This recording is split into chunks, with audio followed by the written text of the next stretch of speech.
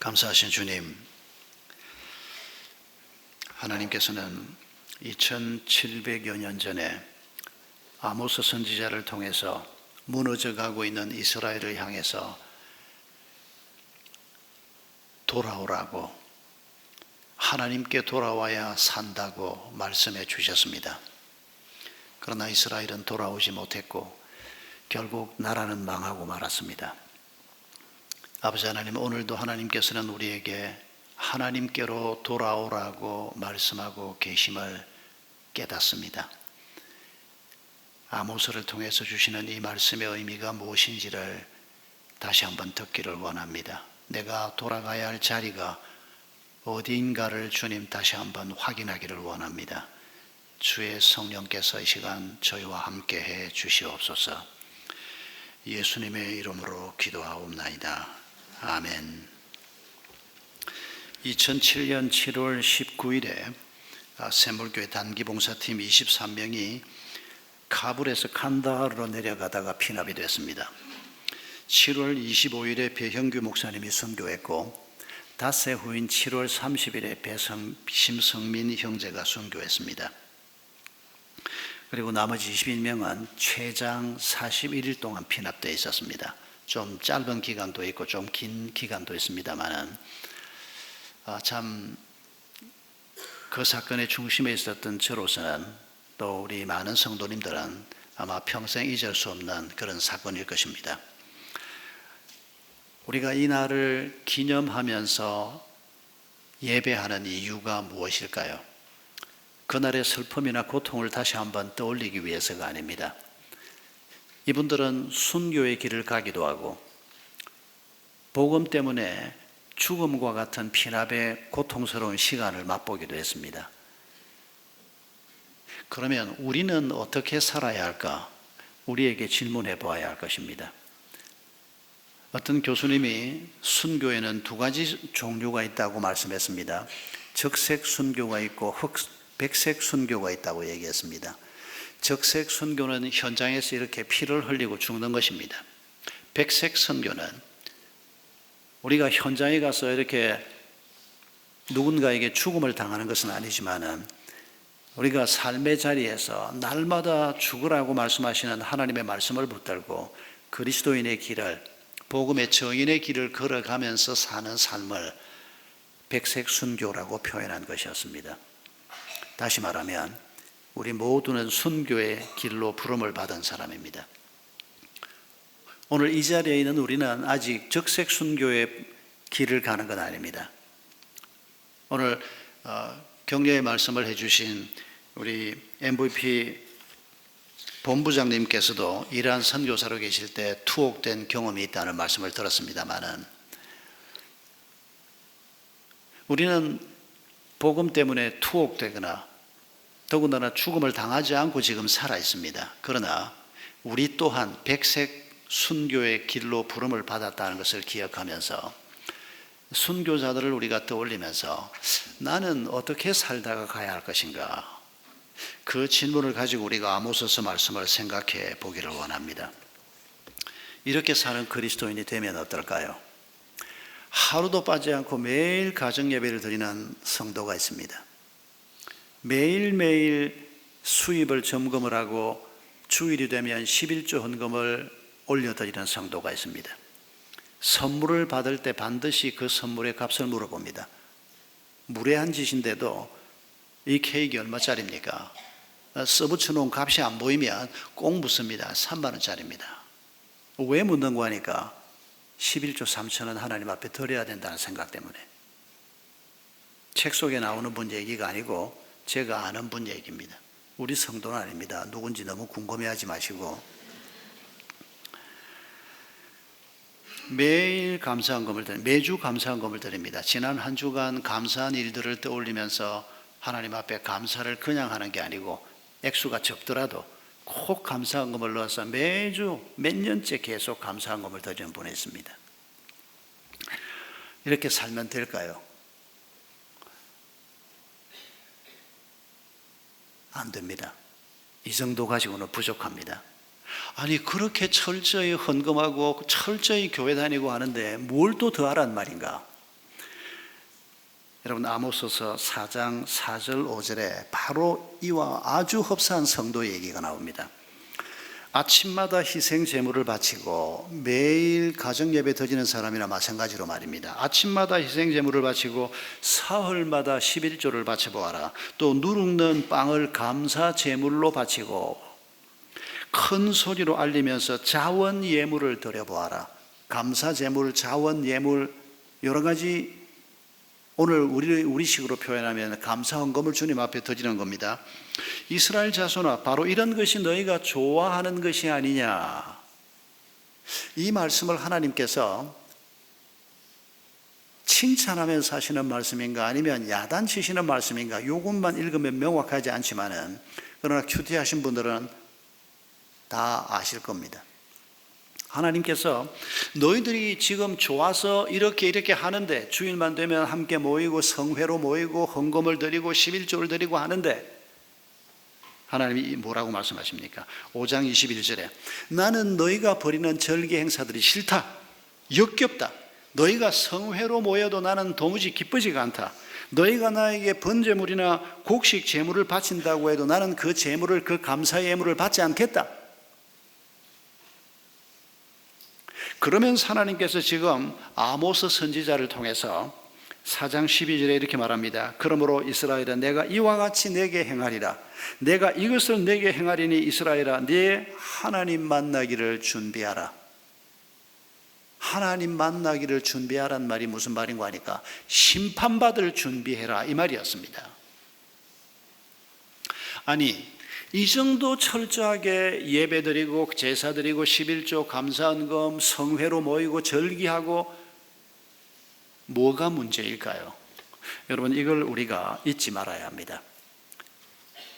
사실 언급된 것들이 잘못된 것 아닙니다. 해야 하는 겁니다. 하나님께서 하라고 하신 것들입니다. 하나님께서 제사 드리라고 했고, 하나님께서 감사의 예물 드리라고 했고, 하나님께서 11조 하라 그랬고, 절기가 되면 하나님께로 나오라고 그랬고, 그런데 왜 하나님께서 이렇게 말씀하십니까? 이런 것들은 하는데 더 중요한 것들을 행하지 않는 죄를 범하고 있기 때문이다. 아모스서에서 그렇게 말하고 있습니다. 5장 4절 5절에서 하나님이 이렇게 말합니다. 너희는 나를 찾아라. 베델을 찾지 말아라. 길갈로 들어가지 말아라. 브엘세바로 넘어가지 말아라. 베델로 가지 말고 나를 찾아라. 길갈로 가지 말고 나를 찾아라. 이 도시들마다 사연이 있습니다만은, 여러분, 특히 베델이라고 하는 땅이 어떤 곳입니까? 하나님의 집이라고 하는 뜻을 가지고 있는 베이트엘이라고 하는 단어입니다. 여러분, 여기 지금 아모스가 말씀하고 있는 이때보다 약 한 1200년쯤 전일까요? 그들의 조상 야곱이 형이 죽이겠다고 하니까 도망을 쳐서 외갓집으로 가면서 들판에 눕지 않습니까? 아주 외로운 마음으로, 인생이 어떻게 될지 모르는, 이렇게 살면서 내 인생이 어떻게 풀릴까 하는 두려움이 가득한 마음으로 그 들판에 누워있을 때 하나님께서 사닥다리를 천사가 타고 위로 올라갔다 내려갔다는 환상을 보여주면서 야곱을 축복하는 말씀을 주셨던 땅, 이곳이 바로 베델입니다. 그런데 이 베델을 찾지 말라는 말은 또 무슨 말입니까? 200여 년 전에 여로보암 1세가 북왕국 이스라엘을 10지파와 함께 세울 때 자기 백성이 예루살렘 성전에 가는 것이 두려워서, 예루살렘은 남왕국 유다에 속해 있기 때문에 그 성전을 간다고 그 땅을 밟고 왔다 갔다 하다 보면 자기의 왕권이 무시될까 두려워서 베델과 다안에다가 금송아지를 만들었습니다. 사람들이 좋아하는 번쩍번쩍하는 금으로, 송아지는 그 지역의 여러 민족들이 섬기는 우상 중에 하나입니다. 힘이 세고 농사를 짓는데 유용하고 번식력이 있고, 금송아지를 만들어 놓고 우리를 애굽에서 인도해낸 여호와를 형상으로 이렇게 만든 거다. 하나님을 섬기되 저 예루살렘까지 갈 것 없고 이 베델에서, 다안에서 먼 길 가지 말고 가까운 데서 편리하게 번쩍번쩍하는 금빛으로 빛나는 이런 여호와를 섬기자. 하나님이 상을 만들지 말라고 십계명에서 분명히 말씀했건만 그들은 자기들의 목적을 위해서 금송아지를 만들어 놓고 그걸 하나님이라고 부르면서 이렇게 변질돼 버린 땅이 베델입니다. 그 베델을 들락날락하면서 하나님의 이름을 부르고 제사를 드리고 이미 그들은 혼합주의의 길을 걸어가고 있었습니다. 하나님을 찾으라는 것입니다. 하나님이 계시지 않는 예배에 무슨 의미가 있는 겁니까? 오늘 우리가 이 자리에서 앉아있지만 하나님이 나는 너희가 역겹다 이렇게 말한다면 그 이유가 무엇일까요? 예배에 왔기 때문입니까? 아닙니다. 예배의 핵심은 하나님입니다. 하나님께 예배하는 것입니다. 하나님을 기대하는 것입니다. 그 하나님의 이름을 높이는 것입니다. 그 하나님의 뜻을 우리 마음에 새기는 것입니다. 그런데 하나님은 간 곳 없고 내 욕망만 가득하고 하나님이든 천지신명이건 산신령이건 나한테 복만 주면 된다. 그런 마음으로 우리가 오늘 만약 이 자리에 앉아 있다면 하나님은 그런 우리를 보고 역겹다. 그 마음을 버리고 내게로 돌아와야 한다. 그렇게 말씀하시는 것입니다. 5장 7절을 보면 너희는 공의를 써디쓴 소태처럼 만들며 정의를 땅바닥에 팽개치는 자들이다 라고 지적하고 있습니다. 온갖 제사를 드리고 감사의 예물을 드리고 11조를 드리지만은 하나님이 정말 기뻐하시는 정의를 내팽개친 사람들, 그 모습을 어떻게 기록하고 있습니까? 3장 10절에 폭력과 강탈로 탈취한 재물을 너희들이 요새 안에 쌓아놓는다. 정당하게 돈을 번 것은 하나님의 축복입니다. 그러나 폭력으로 남의 걸 뺏고 강탈로 남의 걸 뺏어서 배를 불리는 자들, 요새에다 쌓아놓고 그런 자들이 예배에 와서 하나님 앞에 감사의 예물을 올려드린다. 그 감사를 하나님이 받을 수 있겠느냐 하는 것입니다. 3장 14절 15절에 그렇게 뺏은 돈으로 우상 숭배를 하고 겨울 별장 여름 별장을 만들고 상하로 집을 짓는다. 돈을 좀 벌어서 건사하게 집을 꾸미고 집을 두 채 세 채 더 사기도 하고 그리고 주일날 되면 하나님 앞에 감사 예물을 올려드리고 11조 헌금을 드리고 하나님의 이름을 높인다고 하는데, 그러나 하나님 보시기에 네 손에 묻은 그 피가 무엇이며 남의 것을 뺏어 먹고도 그게 죄인 줄도 모르고 앉아있는 너를 나는 싫어한다. 나는 네가 역겹다. 그렇게 말씀하시는 것입니다. 이게 아모스 시대에만 있는 일이 아니고 오늘 우리 시대에도 동일하게 벌어지는 일입니다. 5장 11절에 너희는 가난한 사람을 짓밟고 그들에게서 곡물세를 착취하니, 이거 힘 있는 자들이 하고 있는 짓입니다. 관리일 가능성이 많습니다. 곡물세를 받는데 5만 받으면 되는데 6, 7 슬쩍 더 얹어서 받아서 중간에서 뜯어먹는, 이거 힘 있는 자들, 파워가 있는 자들이 하는 짓입니다. 너희가 다듬은 돌로 집을 지어도 거기에 살지 못한다. 이렇게 부정한 돈을 가지고 건사한 집을 지어 놓았지만은 지금은 잠깐 살지 몰라도 너희는 거기 오래 살지 못할 것이다. 내가 너희를 무너뜨릴 것이기 때문이다. 이 말씀을 지금 하고 계시는 것입니다. 상류층 여성들에 대한 지적도 나옵니다. 4장 1절 2절을 보면 사마리아 언덕에 사는 너희 바산의 암소들아. 사마리아는 북왕국 이스라엘의 수도가 있던 곳입니다. 수도에 살고 있는, 항상 수도에 있는 사람들이 살고 똑똑한 사람들, 잘난 사람들이 삽니다. 여기에 살고 있는 너희 바산의 암소들아. 바산의 암소가 아주 새끼를 잘 낳고 번식력이 뛰어나고 값이 높았던 암소들이었던 모양입니다. 그러니까 지금 이 수도권에 살고 있는, 돈이 많이 돌아가고 있고 권력 꽤나 힘 꽤나 쓰고 있는 사람들이 살고 있는 거기에 유명한 여성들 말입니다. 잘 나가는 여성들 말입니다. 이 여성들에게 내 말을 들어라 그러시면서 하는 말이, 가난한 사람들을 억압하고, 여러분 누군가가 떠오릅니까? 돈 좀 있는 여자들이 사람 억압하고 무시하고 고함 지르고 하는 게 딱 오늘 우리의 모습입니다. 그런데 여러분 거기까지만 생각하고 끝나면 안 됩니다. 나는 어떻게 하고 있나 생각해야 합니다. 나는 그런 돈도 없고, 여러분 우리보다 연약한 자들이 있지 않습니까? 우리 주변에 나보다 약한 자들이 있는데 나는 그 사람만큼 높은 자리에 있어서 그 사람만큼 가진 게 있어서 그 사람만큼 큰 소리는 안 내지만은 나도 누군가를 무시하고 다른 사람을 억압하고 특히 힘없는 사람, 여러분, 우리 모두의 문제라는 것입니다. 남편에게 마실 술을 가져오라고 조른다는 겁니다. 술만 갈라 그럽니까? 남편에게 결혼하고 몇 년인데 그냥 옷 한 벌 못 사 입었다고. 어쩌라고 남편을 보고. 부정이라도 하라는 얘기입니다.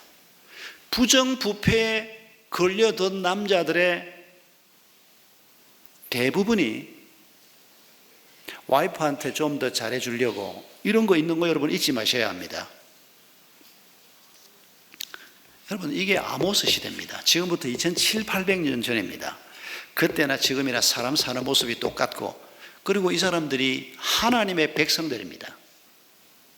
하나님의 백성들인데 이런 모습으로 살면서, 그러면서도 자기의 악을 깨닫지도 못하고 버리지도 못하고 그거 다 가지고 있으면서 예배 드리러 나가고 헌금을 드리고, 그러니까 하나님께서 나는 그거 못 받겠다는 겁니다. 싫다는 겁니다. 그러면서 하나님께서 아모스를 통해서 내게로 돌아오라. 이 백성들이 주께로, 하나님께로 돌아와야 한다. 그러면 살 것이다. 이렇게 외치고 계시는 것입니다. 하나님은 우리가 돌아오기를 너무도 간절하게 기다리고 계시는 분입니다. 여러분, 4장에서 하나님께서 어떻게 자기 백성이 돌아오기를 기다렸는지를 설명하는 말씀 읽은 기억나십니까? 4장 6절에 내가 너에게 가난을 안겨주고 끼니가 떨어지게 하면서 내게 돌아오기를 원했는데 너는 나에게 돌아오지 않았다. 이스라엘 백성들이 가난해졌을 때 사실은 그 가난의 어려움 속에서 주의 도움을 구하고 주께로 돌아오기를 원했던 하나님의 마음이 포함되어 있었다는 겁니다. 여러분, 이건 우리에게만 적용해야 합니다. 옆집 사람이 힘들고 어려운데 옆집 사람에게 이거 적용하는 거 절대 하지 마십시오. 목장 식구들끼리도 하지 마십시오. 이건 내게만 적용하는 겁니다. 내가 가난에 힘들 때 하나님 앞에 내가 뭐 돌아가야 할 일이 있나, 버려야 할 일이 있나 꼭 생각해 보라는 겁니다. 4장 7절 8절에 이렇게 말씀하십니다. 너에게 비가 내리지 않아 농사가 망하고 마실 물도 없는 상태에 몰아넣으면서 하나님께서 너희가 돌아오기를 원했지만 너는 나에게로 돌아오지 않았다. 비가 안 오고 농사가 안 되고 물도 마실 물이 없는 상태까지 이르렀을 때 하나님의 도움을 구하고 하나님께 마음을 열기를 원했는데 돌아오지 않았다는 겁니다. 4장 9절에는 자연재해를 얘기합니다. 입마른 병과 깐뿌기 병을 내려서 그들을 치고 포도 농사가 망하고 무화과나무와 올리브나무가 다 말라 죽어버리게 했지만은 너는 나에게로 돌아오지 않았다. 4장 10절에서는 전염병이 돌게 하고 전쟁으로 많은 젊은이들이 죽게 하고 말들은 약탈당하고 시체 썩는 냄새가 코를 찌르게 했지만은 그때도 너는 나에게로 돌아오지 않았다. 여러분, 4장의 하나님께서 얼마나 간절하게 자기 백성이 돌아오기를 원하면서 이런저런 상황을 하나님이 직접 연출하신 상황도 있을 것이고, 또 어떤 건 자기들이 잘못해서 벌어진 문제일 수도 있었을 것입니다.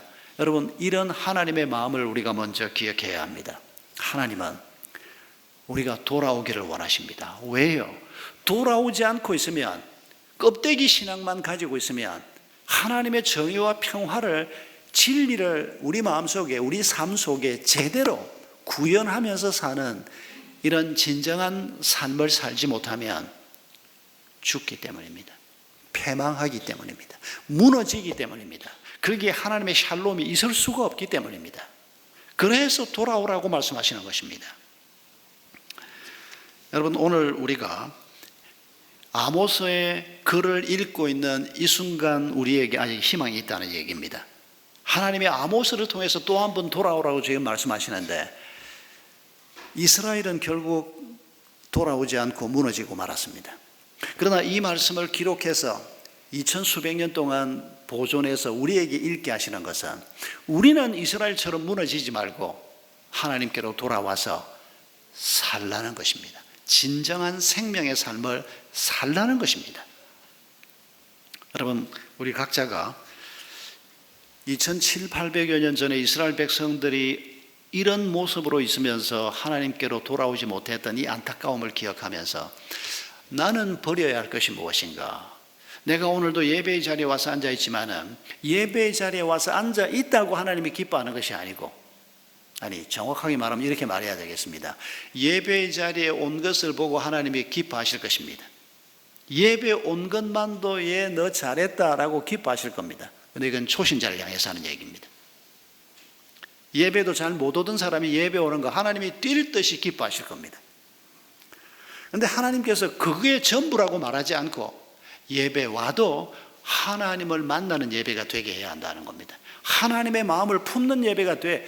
그래야 그게 진정한 예배이기 때문입니다. 그런 예배가 아니면 꼬박꼬박 와서 앉아 있어 봐야 하나님이 역겹다고 얘기하는 겁니다. 감사헌금 열심히 해봐야 그것 가지고는 부족하다는 겁니다. 하나님의 정의가 우리의 삶을 통해서 구현되는, 그래서 내가 정의를 행할 때, 내가 사랑을 행할 때 내게 하나님이 계시는 것을 사람들이 알게 되고 내 행동, 내 삶을 통해서 복음의 정연이 되는 이런 삶을 하나님께서 기뻐하신다는 것입니다. 이런 삶을 꿈꾸지 않는 그리스도인은 그리스도인이라고 할 수 없다는 것입니다. 여러분, 오늘 우리가 뭘 버려야 하는지, 우리 개인의 문제, 우리 시대의 문제가 있습니다만은 오늘 우리의 현실적인 문제까지 함께 거론을 하면 여러분의 공감을 얻기 어려워서 옛날 얘기를 하는 수밖에 없습니다. 오늘 얘기를 하면 한 반은 제가 공감을 얻을 자신이 있는데 한 반쯤 되시는 분들은 별로 동의가 안 될 수 있어서 몇백 년 전 얘기를 또 좀 해야 되겠습니다. 제가 영국에 한 몇 년 공부를 하고 와서 영국 상황에 좀 익숙하다 보니까 자꾸 영국 얘기를 많이 하게 됩니다만은, 그러나 꼭 기억해야 할 얘기입니다. 18세기 영국은 대영 제국이라고 불렀고 해가 지지 않는 나라라고 불렀고, 어떤 사람이 대영 제국의 그 규모와 내용을 설명하면서 이렇게 써놓은 글을 제가 읽은 적이 있습니다. 오늘의 미국과 중국을 합쳐놓은 규모 정도의 나라가 당시 대영 제국이었다는 겁니다. 영향력이나 재력이나 영토나 모든 면에서 어마어마한 나라입니다. 영국의 많은 사람들이 대영 제국 그레이트 브리턴이라고 부릅니다. 굉장히 자랑스러워합니다.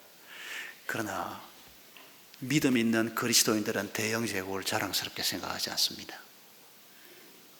일본 제국, 중국을 차지하고 동남아를 차지하고 영광스러운 일본이여, 일본의 우파들은 그렇게 얘기합니다.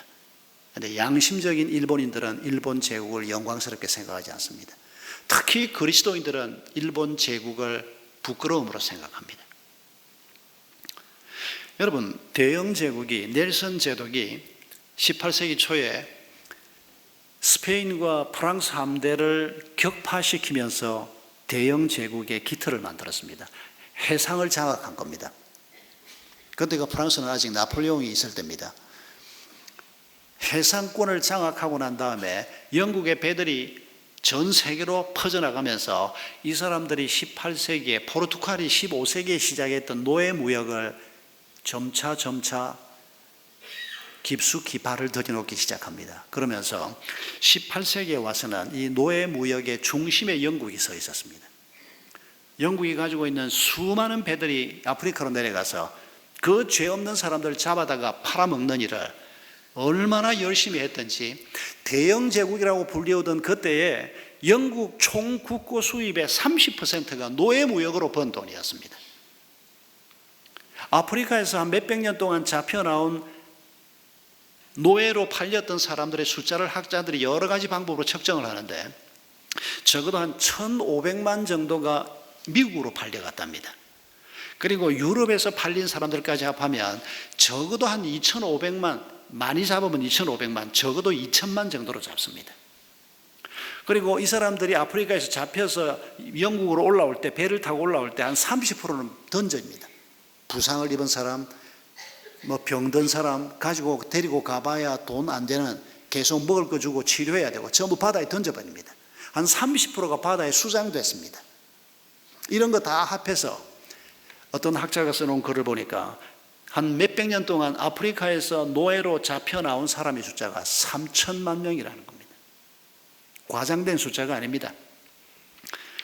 여러분, 인류 역사에 이보다 더 큰 죄악이 있을 수 있겠습니까? 멀쩡하게 잘 살고 있는 젊은 사람들을 거기에서 결혼해서 자식 낳고, 아니면 결혼한 사람들도 있을 거고, 가정을 가진 사람도 있을 거고, 그 사람들을 잡아다가 그냥 노예로 팔아먹고, 미국으로 팔려간 1,500만 노예 중에서 18세기 말에 300만이 남아 있었습니다. 1,200만이 죽어버렸습니다. 그 사람들도 결혼하고 자식도 낳고 했을 텐데 번식이 안 됩니다. 너무 강압적인 삶을 살다 보니까, 혹 좋은 주인이 없었던 것은 아니지만 대부분의 노예들은 그렇지 않았습니다. 1,500만이 미국 땅으로 끌려갔는데 18세기 말에 불과 300만 흑인들이 남아있었다는 이런 통계도 남아있습니다. 이 노예 무역 제도의 중심에 영국이 서 있었습니다. 대영 제국이 있었습니다. 그러니 미국, 영국의 양심적인 그리스도인들과 양식 있는 지성인들이 대영 제국을 결코 자랑스럽게 생각할 수가 없는 겁니다. 아무리 나라가 잘 살고 개인이 잘 살아도 그건 부끄러운 돈이요, 성경이 말하는 탈취한 돈이요, 강탈한 돈이기 때문입니다. 영국은 망했어야 합니다. 아모스서가 말하지 않습니까? 이스라엘이 무너지는 것처럼 영국도 무너졌어야 합니다. 그런데 영국이 무너지지 않았습니다. 영국이 무너지지 않은 이유가 있다고 생각합니다. 바로 그런 세상 속에서 하나님의 말씀을 선포하고 하나님의 말씀의 길을 걸어가자, 하나님께로 돌아가자고 외쳤던 사람들 때문입니다. 요한 웨슬레가 바로 그런 사람이에요. 존 뉴턴이 그런 사람입니다. 존 뉴턴은 노예선의 선장이었습니다. 어메이징 그레이스라고 하는 유명한 노래의 가사를 작사한 분입니다만, 이분이 아프리카 가서 노예 잡아오는 노예선의 선장이었는데 그리스도를 만나고 목사가 된 사람입니다. 요한 웨슬레나 존 뉴턴 목사가 멘토 역할을 해서 중요한 일을 했던 윌리엄 윌버포스라고 하는 사람이 있습니다. 이분의 고향이 리버풀입니다. 리버풀이 노예 무역의 중심지였습니다. 리버풀 항에는 항상 수백 척의 노예 무역선들이 있었습니다. 이 수백 척의 배에 노예를 실으면 한 번에 4만 명을 실을 수 있었습니다. 어마어마한 일이었습니다. 거기에서 이 윌리엄 윌버포스가 부잣집의 아들로 태어납니다. 아주 부유한 상인의 아들로 태어납니다. 그의 큰아버지가 그리스도인이었습니다. 어릴 때 신앙의 도전을 받기 시작합니다. 언변이 뛰어나고 정치 감각이 있어서 20대에 영국 하원 의원이 됩니다. 정치계에 진출을 합니다. 이분이 믿음을 좀 가지고 있다가 이 믿음으로 사는 것에 대해서 고민을 하다가 28세 때 하나님 앞에 중요한 결심을 합니다.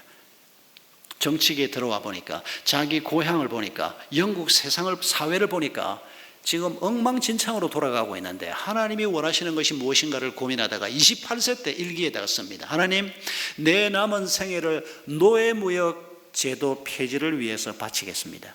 내 남은 생애를 내 조국 영국이 좀 더 도덕적인 나라가 되는 일을 위해서 내 생애를 바치겠습니다. 28살 때 결심합니다. 노예무역 제도 폐지를 외치기 시작했습니다. 주변 정치가들이 너처럼 똑똑하고 너처럼 유력한 사람이, 앞으로 영국의 수성이 돼야 될 사람이 다수 대중이 싫어하는, 왜냐하면 국고 30%가 노예무역으로 버는 건데 이거를 포기하자고 하면 나라가 망할 수 있는데, 이런 인기 없는 정책을 내놓으면 수상 못 된다. 윌리엄 윌버포스는 수상이 내 꿈이 아니라고 얘기했습니다. 하나님의 정의가 실천되는 조국이 되는 것이 내 꿈이고, 나 개인이 하나님의 뜻을 따라 할 수 있는 만큼 사는 것이 내 뜻이라고. 28살 때 결심을 하고 86세 때 노예무역 제도가 폐지가 됩니다. 평생 동안 이분이 실험을 했습니다. 많은 동역자들이 있었습니다. 많은 그리스도인들이 동의하지 않았지만, 그러나 그 중에 또 동의하는 분들이 많이 있었습니다. 86세 때 국회에서, 영국 의회에서 노예무역 제도가 폐지됐다는 소식을 듣고 일주일 후에 돌아가셨습니다. 영국인들은 이런 신앙인들을 기억해야 합니다. 그들이 없었으면 저는 영국은 일찌감치 지상에서 지워졌을 것이라고 저는 생각해 봅니다. 그런 끔찍한 죄를 범했는데 그런 나라를 하나님께서 그냥 놔두시겠습니까? 여러분, 하나님께서 시대마다 하나님께로 돌아와서 하나님의 뜻이 이루어지는 일을 위해서 살고자 하는 사람들을 기다리고 계시는 것입니다. 우리의 자리에 따라서 그 범위는 달라질 수 있습니다. 윌리엄 윌버포스처럼 정치계에 이미 나서서 상당한 영향력을 가지고 있었던 사람은 국가적인 과제를 붙들고 실험을 했습니다. 우리에게도 그런 요청을 하나님이 하실지는 모르지만 우리 대부분은 우리의 자리에서 우리가 할 수 있는 만큼 내 회사에서 내 직장에서 또 국가적인 이슈라고 해도 우리가 윌리엄 윌버포스처럼 국회에서 연설을 할 수 있는 국회의원도 아니고 그러나 우리가 할 수 있는 일이 있을 것입니다. 중요한 것은 하나님께로 돌아오는 것입니다. 예배에 나오는 것만이 아니고 하나님의 정의를 위해서 내 삶을 드리고 하나님의 사랑이 실천되는 일을 위해서 내 물질을 드리고 하나님의 뜻을 위해서 우리 자신을 드리는 것, 이것을 하나님께서는 하나님께로 돌아오라, 그러면 산다고 말씀하시는 것입니다. 어떻게 이 길을 걸어갈 수 있을까요? 이스라엘 백성들과 윌리엄 윌버포스를 생각해 보면 자기를 돌아보는 경건 생활이 참 중요했습니다. 바빠서 성경 한번 제대로 읽을 수 없고 목장 모임에 가서 차분하게 하나님의 인도하심에 대해서 나누는 얘기 한번 들어볼 기회가 없고 저 돈 버는 문제에만 그냥 모든 신경을 다 곤두세우고 사는, 그렇게 살면 여러분 우리의 경건 생활이 무너져 버리면 하나님의 음성을 들을 길이 없습니다.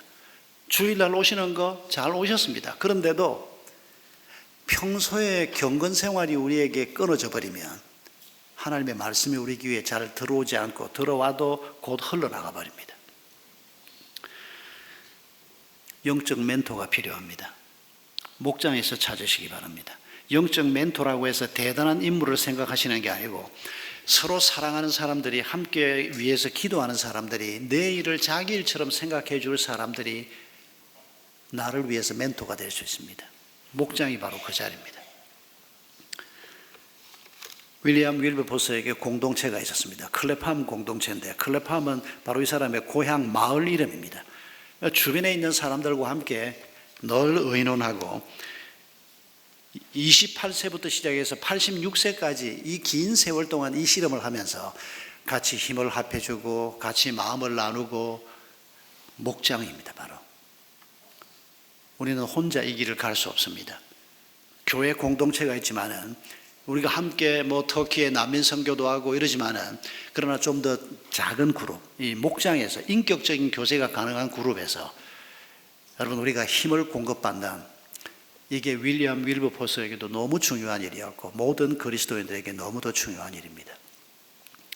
여러분 우리 앞서 순교의 길을 걸어가신 분들을 기억하는 오늘, 우리 또한 백색 선교의 길로 부름을 받았던 것을 기억하면서 어떻게 살다 갈까? 하나님께로 돌아가되 하나님이 싫어하는 버려야 할 것들을 버리고 진정한 하나님의 정의와 사랑이 실천되는 그런 삶을 목표하면서 우리가 하나님께로 돌아오는, 그러면 우리에게 하나님께서 참 생명이 공급되게 하실 것을 약속하신 이 말씀을 오늘 내게 주신 말씀으로 붙드시기 바랍니다. 우리 함께 찬송하겠습니다.